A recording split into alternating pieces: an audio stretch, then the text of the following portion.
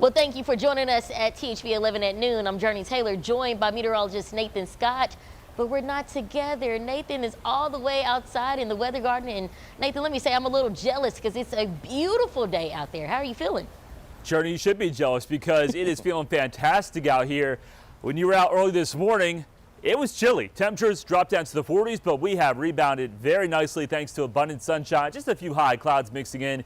Here's where we are right now with temperatures. They've warmed up into the 60s for many areas. There's a few 70s showing up, Camden, also El Dorado and Monticello, and just a few of those high, thin, wispy cirrus clouds filtering out the sun just a little bit. But overall, it's going to be a beautiful day. Here's a radar loop, and I'm showing you this because we've got some moisture that's actually leftovers from the moisture field of what once was Hurricane Rafael. Well, you have the moisture pushing its way in here from the Gulf of Mexico, and that moisture will be making its way into Arkansas, parts of Arkansas, going into your Wednesday. So get outside, enjoy today. Temperatures warming up into the upper 60s to lower 70s. And look at your rain chances. They do go up on your Wednesday, but not everybody is going to see rain. I'll have more on that rain potential coming up. All right, Nathan, thank you. Well, in one day, a law will take effect stripping the casino license from Polk County. But today, one group is arguing to prevent that from happening. People in Arkansas recently decided in favor of Issue 2, requiring a community vote on future casinos. For Cherokee Nation, that means losing the current casino license, dampening plans to populate Polk County with a casino. Today, Cherokee Nation will argue against the amendment in a legal fight that could be far from over. Cherokee gets to keep the license. If the takings argument succeeds, then they wouldn't get to keep their license, but they'll at least get paid for losing it. There was hope that this would be the end of it. That is not the case. We probably have additional years of litigation in front of us. So settle in for a continuing battle. Well, we're expecting to learn more as the hearing starts in under an hour and a half. Our team will be there working to provide new details tonight. Well, as that plays out in court, the trajectory of the Arkansas Senate is up in the air as the small number of Democratic leadership is in a fight for representation. Lawmakers have already reached a crossroads as they begin taking on agenda items. As of right now, Republicans claim 29 of the 35 seats in the Arkansas Senate. It gives them an overwhelming majority, and just recently they voted to pass a new rule barring the 6 Democratic senators from filling vice chair positions on committees. You don't get to get a moral high ground and call people petty and abuse of power.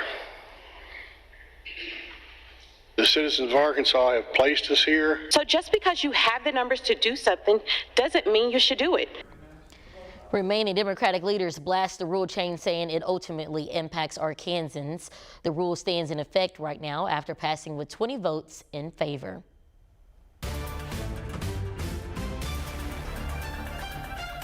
The world is eagerly waiting for a public appearance from the president-elect, who's been away from the public eye since winning the election. Kristen Benavides shares what's been keeping the nation's next leader busy. President-elect Donald Trump is moving quickly to fill out his cabinet. He is expected to nominate Florida Senator Marco Rubio for Secretary of State, and he's picked South Dakota Governor Kristi Noem to head up the Department of Homeland Security. Trump selecting Rubio to be the country's top diplomat is a long way from their heated rivalry during the 2016 presidential primaries. Little Marco Rubio, he's a total disaster. The two have mended their relationship, and Rubio campaigned hard for Trump this year. We want to live in an era of peace, and we want to live in an era of strength. We want an America that dreams big again, and for that, we need to elect Donald Trump. Kristi Noem at the helm of DHS means she'll be working on immigration, but the person reporting directly to the president on his signature issue will be former ICE head Tom Homan, already named border czar. Noem could face a contentious Senate confirmation after writing in her memoir she killed her untrainable 14-month-old dog. The reason that this story is in the book because people need to understand who I am and some of those difficult decisions. This was a dangerous animal that was killing livestock and attacking people. Joining the new Trump administration as National Security Advisor will be Florida Congressman Mike Waltz, a combat decorated former Green Beret. Let's get back to signing peace deals on the White House lawn, the Abraham Accords. Let's end this war in Ukraine. Let's pivot to deal with China. Waltz is one of the most vocal critics of China in Congress. Cristian Benavides, CBS News, West Palm Beach, Florida. Well, in a TV 11 update, leaders in Little Rock are making plans for the city's future after being reelected as board directors. One of them staying in office is Joan Adcock. She remains as the longest serving director with more than 30 years under her belt. After speaking to our team, we learned her primary focus is the neighborhoods throughout Little Rock by tackling homelessness and assisting renters. So we need to go back and look at some of the things that we thought we had put in place to protect our neighborhoods. They're no longer protected. I'm grateful for the opportunity to be reelected. I know it's a responsibility to represent the city. That was Antoine Phillips we just heard from. He wants to take on crime by creating more recreational activities. Well, on the national front, designers are using bacteria to make luxury items. Tina Krause shares how scientists are wanting to roll out a new line of fashion. So this is the famous bag. The style of this luxury handbag is shaped by science with bacteria grown in a lab, which morphs into a strong and eco-friendly alternative to leather when it's mixed with a natural textile and dyed.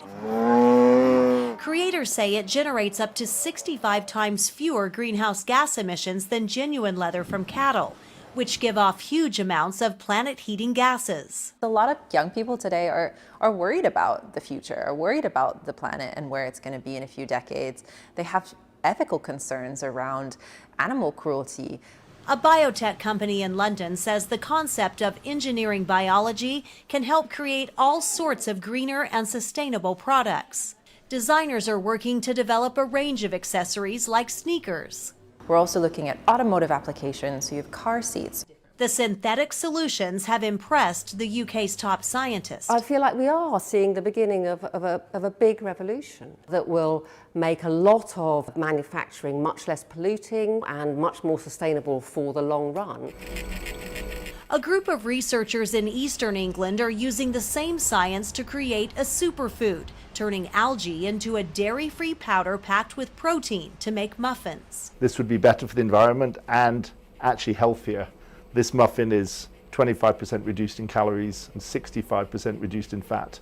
Scientists call it the power of nature, nourishing people and the planet. Tina Krause, CBS News, London.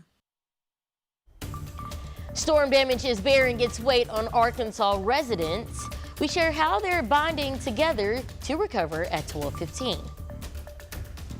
And tonight will not be as cool for some areas, especially in the east and southeast Arkansas, because clouds will be moving in. We got a cold front that will be marching its way across the state tomorrow, producing a small chance of rain. Will it be much cooler behind this front? I'll have that answer coming up. Well, it was a lot easier to disappear in the 80s than it is now, due to social media and digital platforms. Did you find anything when you did all that? No. Well, a new era of technology is helping piece together the unknown.